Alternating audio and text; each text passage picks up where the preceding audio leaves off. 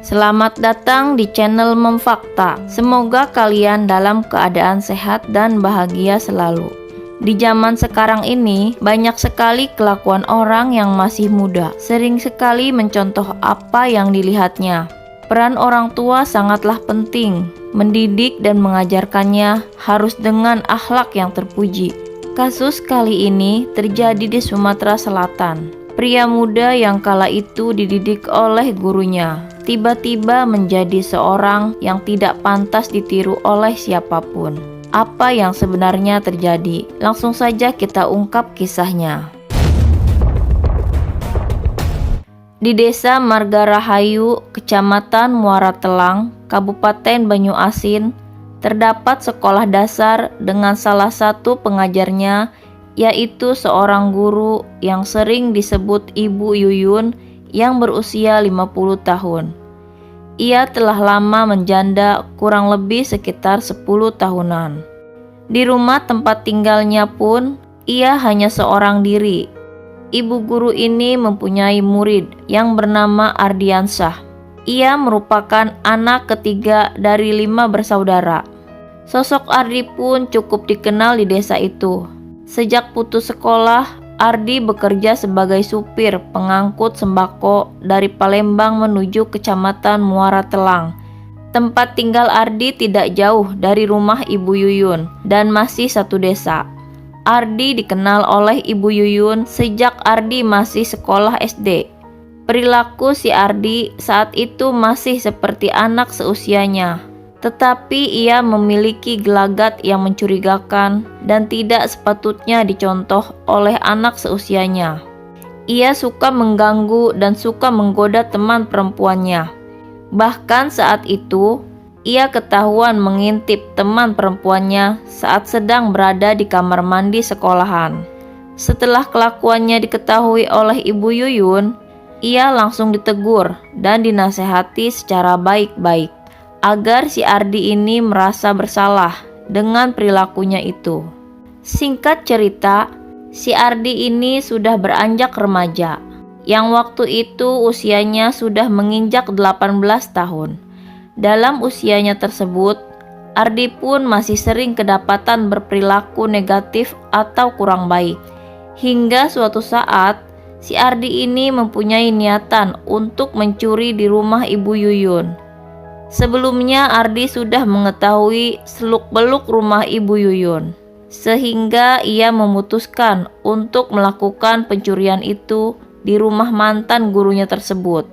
Namun rupanya Ardi ketahuan oleh Ibu Yuyun saat mau mencuri di rumahnya. Sehingga saat itu Ardi hanya diberi peringatan keras agar ia tidak melakukannya lagi. Ia masih diberi kesempatan untuk merubah perilakunya oleh Ibu Yuyun. Tetapi si Ardi ini mempunyai sifat bengal, yang artinya tidak mau mengindahkan nasihat dari siapapun. Bisa dibilang ia tidak pernah jera. Ia bahkan mempunyai kebiasaan buruk. Ia sering menonton video begitu, yang sering disebut warna blue.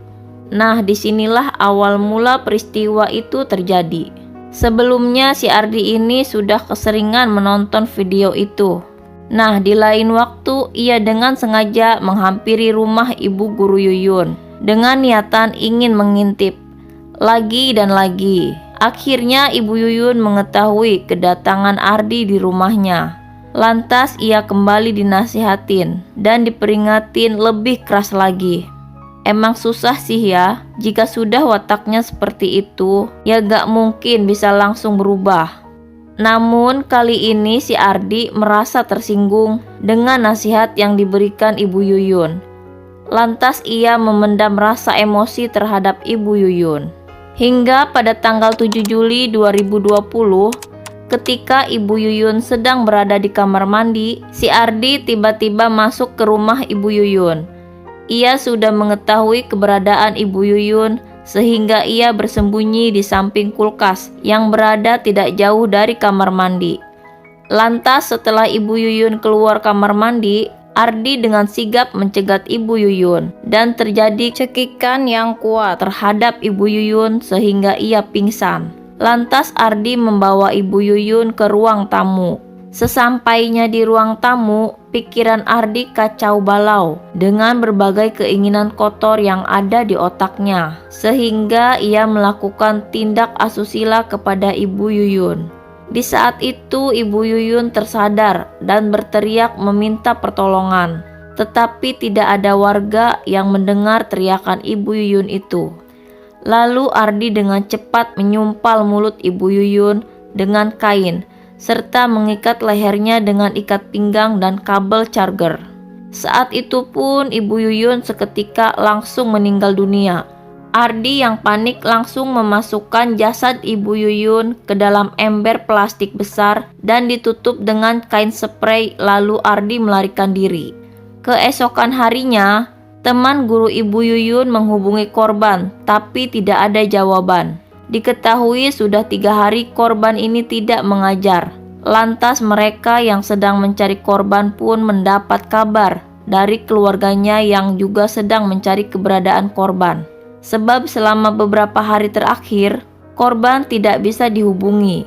Pada akhirnya mereka bersama-sama mencari korban dengan mendatangi rumahnya. Sesampainya di sana, mereka tidak melihat korban dan tidak ada seorang pun yang dijumpai di rumah korban.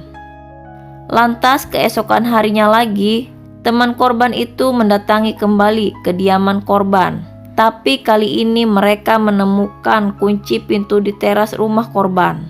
Mereka langsung masuk menyelisik ke semua ruangan, lalu mereka terperanjat setelah menemukan jasad korban di dalam ember besar tanpa sehelai busana.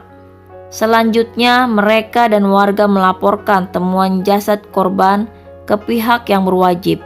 Dan setelah itu, polisi pun melakukan olah TKP serta memeriksa beberapa saksi. Tidak menunggu waktu lama, polisi pun akhirnya menangkap pelaku yang sedang berada di rumahnya, serta menemukan handphone milik korban. Setelah itu, pelaku langsung digiring ke Mapolres Banyuasin untuk pemeriksaan lebih lanjut.